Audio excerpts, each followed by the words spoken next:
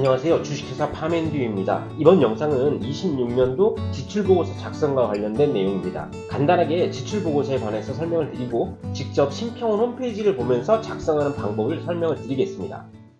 약사법에 따라서 의약품 판촉영업자, 즉 CSO는 의료인에게 제공한 경제적 이익 등에 관한 내용을 작성하여 보고하고 관련 자료를 5년간 보관하도록 하고 있습니다. 의료인에게 경제적 이익을 제공하는 방법은 여러 가지가 있지만 의약품 판촉영업자인 CSO는 제품 설명에만 가능하고요. 견본품, 즉 샘플은 CSO와 도매상을 동시에 운영하는 업체만 가능합니다. 제품 설명회는 설명회에 참석한 의료인 1명당 식음료 하루 10만원 이하로 월 4회까지만 가능하고요. 판촉물은 만원 이하의 물품만 제공이 가능합니다. 약사법에 따라서 매 회계년도가 종료된 후 일반적으로 회계년도는 12월 말일에 종료됩니다. 그리고 3개월 이내에 지출보고서를 작성하고 심평원에 6월 또는 7월에 보고하고 작성한 지출보고서와 영수증 등 관련 자료는 5년간 의무적으로 보관을 해야 합니다. 심평원에 보고한 지출보고서는 매년 말에 심평원 홈페이지에 공표되게 됩니다. 개별 요양기관에 방문해서 제품 설명회를 열었던 경우에 관한 작성이 예시입니다. 하나의 병원에 근무하는 2명의 의료인에게 제품 설명회를 같은 장소에서 했던 경우라면 의사별로 각각 지출보고서를 작성해야 하고요. 이 경우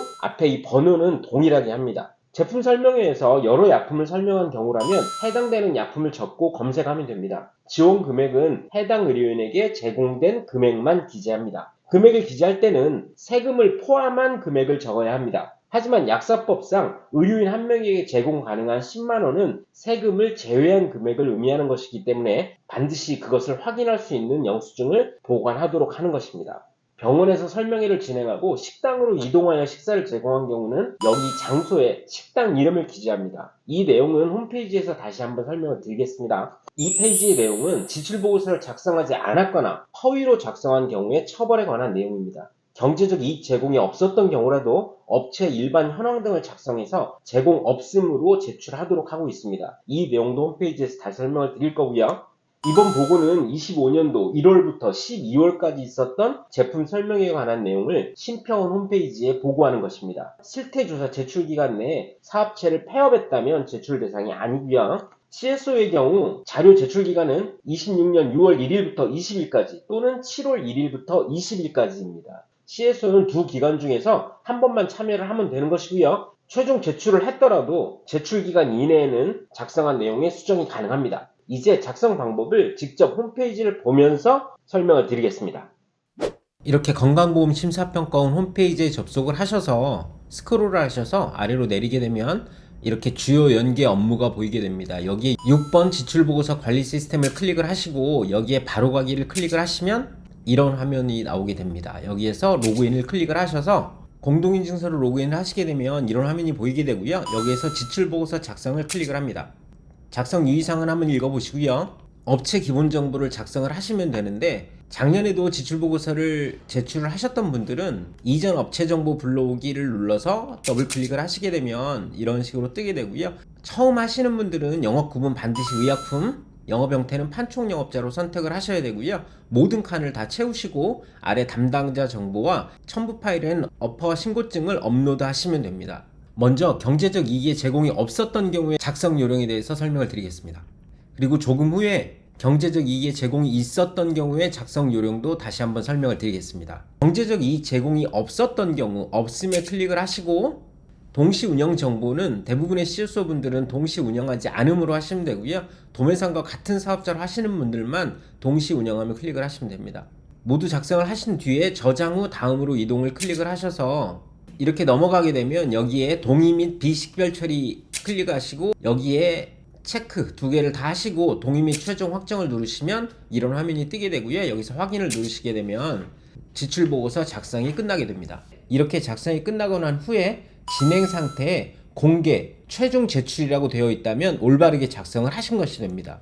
이 경우는 경제적 이익 제공이 없었던 경우에 해당하는 내용이었습니다.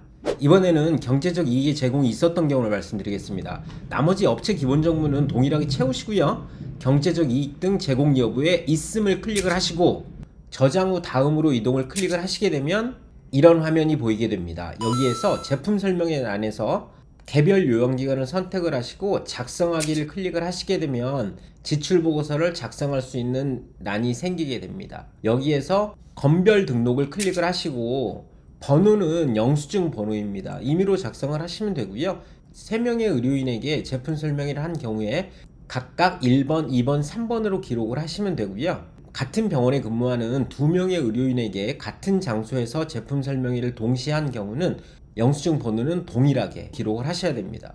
제품명은 여기 돋보기를 클릭을 하시면 제품명을 검색을 하실 수 있는데요. 여기서 오팔몬을 검색을 하시면 이렇게 많이 뜨는 이유는 포장 단위가 너무 많아서 그렇습니다. 그럴 때는 모두 선택을 하셔야 되고요. 여기서 추가를 클릭을 하시면 다시 여기를 선택을 하셔서 선택을 누르시게 되면 모든 제품이 뜨게 됩니다. 번호는 1번으로 임의로 넣겠습니다. 기관 명칭은 돋보기를 다시 누르셔서 지역을 선택을 하시고 종별까지 다 선택을 하시고 임의로 한번 넣어보겠습니다. 이렇게 뜨게 됩니다. 여기에서 더블 클릭을 하시게 되면 요양기관 기호까지 자동으로 매칭이 되게 됩니다. 여기에서 보건의료인 정보를 입력을 하시고 식음료비를 작성을 하시면 됩니다. 여기에 식음료비는 전체 영수증 금액이 아니라 해당 의료인 한 명에게 지원된 금액만을 기재하면 됩니다. 여기에서 장소와 날짜, 시간을 넣으시고 저장을 누르시면 됩니다. 이렇게 작성을 하시면 이런 식으로 내용이 나오게 됩니다. 추가로 작성하실 게 있다면 건별 등록을 다시 누르셔서 똑같은 과정을 반복하시면 됩니다.